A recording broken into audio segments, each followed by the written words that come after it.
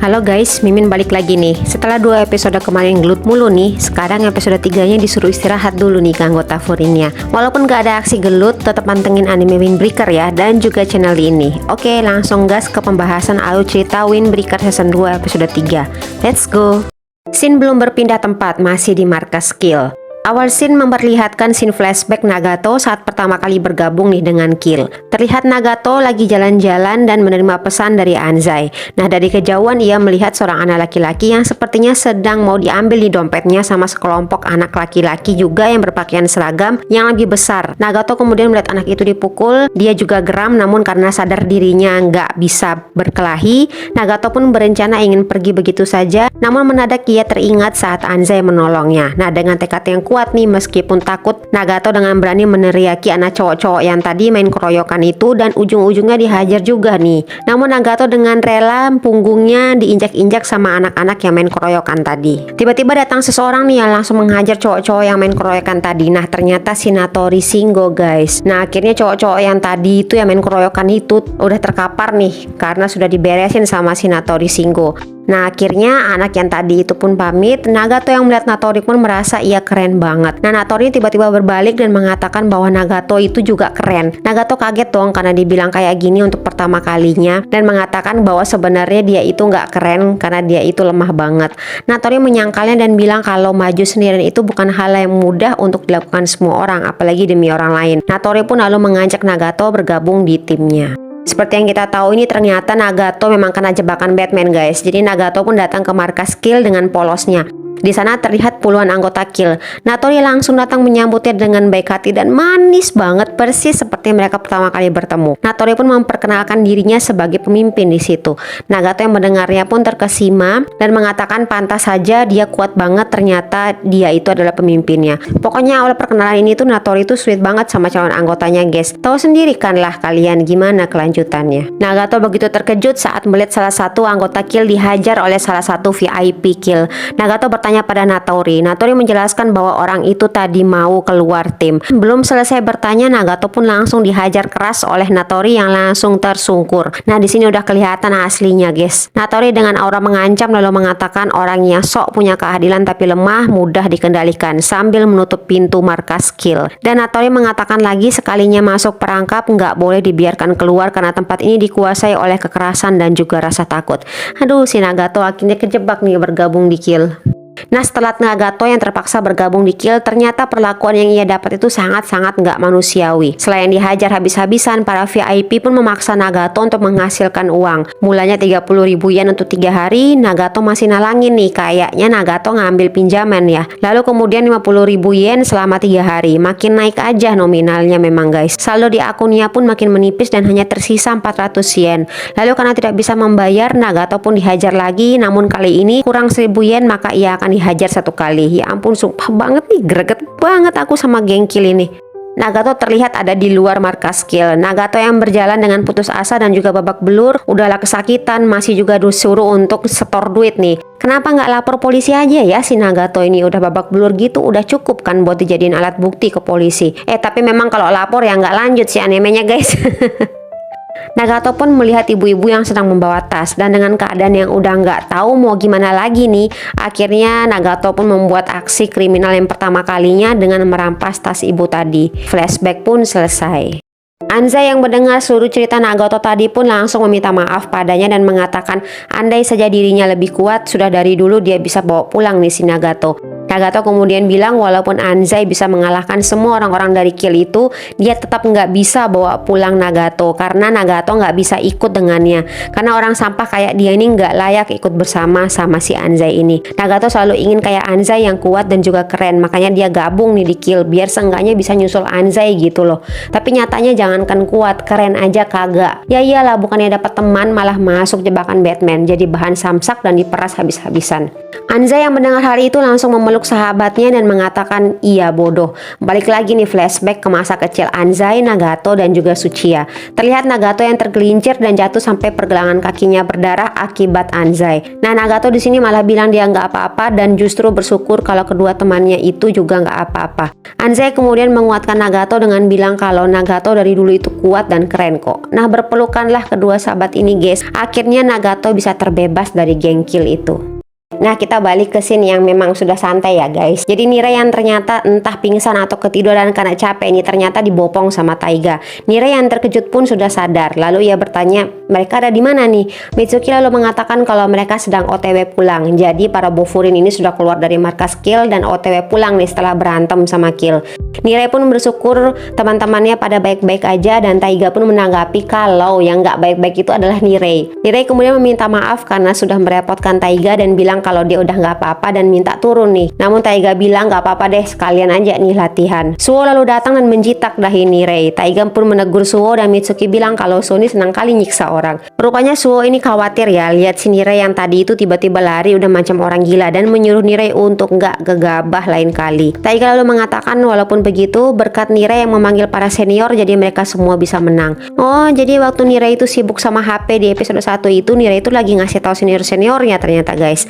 Nirei pun menanyakan di mana Sakura. Sakura terlihat berjalan jauh di belakang teman-temannya. Sakura ini kelihatannya kayak gimana gitu ya guys ya, kayak nggak enak gitu sama Nirei karena tadi memang Nirei terkapar dan dia sama sekali nggak bisa nolongin Nirei. Nirei pun mengatakan kalau ia bersyukur Sakura baik-baik saja. Sakura menanggapi dengan bilang khawatirkanlah dirimu sendiri. Nirei pun mengatakan lagi kalau Sakura memang luar biasa, baru saja jadi ketua kelas tapi sudah berhasil memimpin banyak orang dan membereskan masalah. Nirei pun mengucapkan terima kasih atas kerja keras Sakura. Sakura dengan ada kesal nih bilang apanya yang kerja keras. Setelah membual dengan bilang bisa mengurusnya sendiri, nyatanya dia nggak bisa berbuat banyak dan setelah sok-sokan tadi ngurus Kroco pun dia kewalahan. Ujung-ujungnya malah seniornya yang beresin semua. Teman-temannya yang jauh di depannya pun berhenti setelah mendengar ocehan Sakura. Sakura masih mengomel dengan mengatakan apanya yang luar biasa, apanya yang ketua kelas. Nirei nasibnya kayak gitu tuh karena dia, yang lainnya sampai babak belur semua karena dia yang salah. Sakura lalu berteriak pada teman-temannya, pasti mereka berpikir hal yang sama dan harusnya mereka bilang aja nih kalau memang Sakura tuh yang salah. Di sini tuh memang kelihatan Sakura frustasi banget guys, baperan juga sih, wajar lah ya dia dititipkan buat jaga teman-temannya dengan dijadikan ketua kelas. Tentu saja Sakura ini ngerasa kalau dia tuh punya tanggung jawab yang besar. Tapi ya sekelas Kill yang suka main keroyok tentu aja nih nggak bisa dihajar dong sama Sakura sendirian. Sakura di sini tuh individualismenya masih kental banget, jadi konsep kerjasama itu belum terlalu bisa dia praktekkan. Jadi maunya semua urusan semua masalah itu dia kelarin sendiri. Padahal sebenarnya nggak bisa guys. Kita juga memang harus bergantung sama orang lain. Anzai lalu menimpali dan bilang jangan bicara bodoh kepada Sakura. Kalau sendirian Anzai nggak mungkin bisa bawa pulang Nagato. Jadi apapun yang orang lain pikirkan, Anzai tetap sangat berterima kasih pada Sakura. Anzai pun lalu mengucapkan terima kasih. Sakura di sini kemudian tersipu. Teman-temannya yang lain pun menambahkan kalau mereka babak belur karena salah mereka sendiri, bukan Sakura. Mitsuki lalu menambahkan semuanya mereka di sini tuh memang frustasi tadi. Taiga lalu menambahkan kalau kurangnya kemampuannya itu adalah salah dia sendiri. Mitsuki lalu menambahkan bahwa Sugishita pun ini bingung nih, nanti mau bilang apa waktu ketemu Umemiya. Soalnya Sugishita juga babak belur nih. Nah Sugishita yang dengerin tuh kesal banget ya guys sama Mitsuki. Nirei lalu bilang sama Sakura untuk jangan menanggung beban apapun sendirian. Nah ini nih betul banget. Nirei menambahkan kalau mereka kan adalah teman. Suo lalu menambahkan kalau ia dan Nirei juga adalah wakil ketua kelas, jadi mereka juga punya tanggung jawab membantu Sakura. Suo mengatakan ayo kita mulai dari awal lagi. Jadi benar guys, semua apapun itu kita nggak bisa beresin sendiri. Buat apa ada gunanya teman kalau nggak bisa membantu kan? Atmosfernya pun langsung berubah. Namun Sakura ini bingung apa yang terjadi padanya sebenarnya. Waktu ngelihat teman-temannya babak belur tuh, perutnya mendadak tuh ngerasa mual. Padahal kalau dulu dia nggak pernah kesulitan nih buat ngadapin orang-orang kayak Kill ini. Nah sementara senior-seniornya yang melihat perdebatan antara junior-juniornya itu pun lanjut jalan pulang. Enomoto kemudian menambahkan bahwa pengalaman ini tuh bagus buat junior-junior mereka. Enomoto kemudian mengingatkan lagi bahwa dulu juga Kaji waktu pertama jadi ketua kelas juga kayak gini. Kaji kemudian kelihatan kesal nih dengan omongan Enomoto. Kaji lalu menanyakan pendapat Enomoto dan juga Kusumi soal geng Kill. Enomoto pun bilang kalau Kill itu memang tim baru, belum banyak informasinya, namun ia juga heran kenapa anggotanya sangat banyak. Enomoto pun menambahkan emang Kaji penasaran soal apa. Kaji pun menjawab rasanya aneh nih, orang seperti Natori Shingo itu diikuti banyak orang. Kaji menyimpulkan ada yang mencurigakan. Kalau dipikir-pikir lagi memang betul kata Kaji guys. Soalnya Natori ini tuh memang lemah banget, setelah dihajar sama Kaji tuh nggak ada tangguh-tangguhnya. Padahal dia tuh pemimpin loh di situ. Apa mungkin sebenarnya Natori Shingo ini cuman pion? Mungkinkah ada orang yang lebih berkuasa nih di atas Natori Shingo ini kan ya?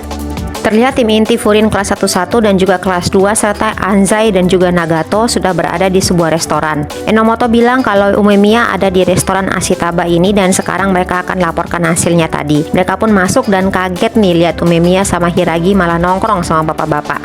Apalagi Umemiya heboh banget. Umemiya pun menyambut mereka. Enomoto meminta maaf karena sudah mengganggu acara makan Umemiya. Umemiya ternyata baru habis bantu angkat barang nih, malah diajak makan sama bapak-bapak itu. Mereka pun berkumpul di suatu ruangan. Anzai menceritakan semuanya dan meminta maaf pada Umemiya. Begitu pula dengan Nagato. Umemiya terdiam sejenak setelah mendengar cerita mereka. Kaji yang ribut dengan bungkus permennya ditegur Enomoto. Anzai dan Nagato masih siap-siap akan dimarahi sama Umemiya. Namun rupanya Umemiya cuma menanggapi dengan bilang dia mengerti dan pasti kalian juga lelah. Nagato dan Anzai sangat-sangat terkejut. Bapak pemilik restoran masuk dan menawarkan mereka makanan gratis. Umemiya kaget banget karena mereka di sana hanya minjam tempat doang, tapi ternyata dikasih makan gratis pula. Umemiya pun lalu nyuruh juniornya untuk makan. Anzai yang langsung nanya ke Umemiya, jadi cuman itu doang? Umemiya dengan mulut penuh bilang kalau cuman itu apanya. Anzai menjawab kalau ia sudah melibatkan Furin. Umemiya menjawab kalau Nagato itu temannya kan. Wajar dong kalau Furin memang harus menolong dia juga. Anzai kemudian menambahkan kalau dia udah ngerepotin senior-seniornya. Umemiya kemudian menjawab lagi wajar lah kalau senior itu membantu junior. Nagato kemudian meminta maaf banyak-banyak. Anzai juga ikut-ikutan minta maaf lagi nih. Umemiya lalu memanggil Nagato. Nagato kelihatan takut, mungkin takutnya akan dimarahi nih sama Umemiya. Tapi ternyata malah disodorin piring dan disuruh makan guys. Baik kali lah emang bos Furin ini ya. Mendapat perlakuan kayak gitu, Nagato malu campur nangis, tapi makannya lahap banget sambil bilang kalau dia udah lama nih nggak ngerasain sesuatu yang enak. Ih, sedih guys di sini.